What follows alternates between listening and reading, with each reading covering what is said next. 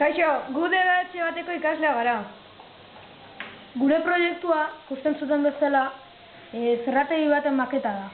Arazoa zen, burdindegi bateko nagusiak azken aldian oso bezero gutxi zitula, eta eskatu zigun erakusleihoan jartzeko aparatu mugikor bat egitea. Baldintzen artean zon, puntu bakar batean eraginta mugitu bertzula, zapata kaixo baten neurriko izan berdula, eta zatirik gehien egurrez egin izatea.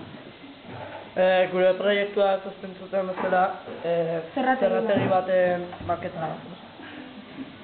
Oain esplikatuko zu pixkan nola funtzionatzen duen, bueltak eman bitartia. Biradere bueltak ematezko jogunean, kajata zerra, bueltak asteia, hemen atzen duen pirrika bat zundidez.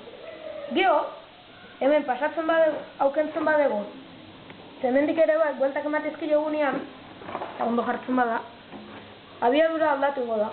Ikusten zuten bezala, zerra azkarrago dihu kaxa bino. Berez, hemen goian, egur batzuk edo enbor batzuk bueltaka daude urakien garbitzen, geho, hemen erekitzen zailo tapa hau, eta enborrak eroitzen juteia, hemen zerrak mozte ditu, eta zerrautxa, hemengo arlanpo ontatik bere eroitze da, eta bukaderan enborrak dira bikaxakan. Hau izan da guztia eta espero dugu gustatu izan.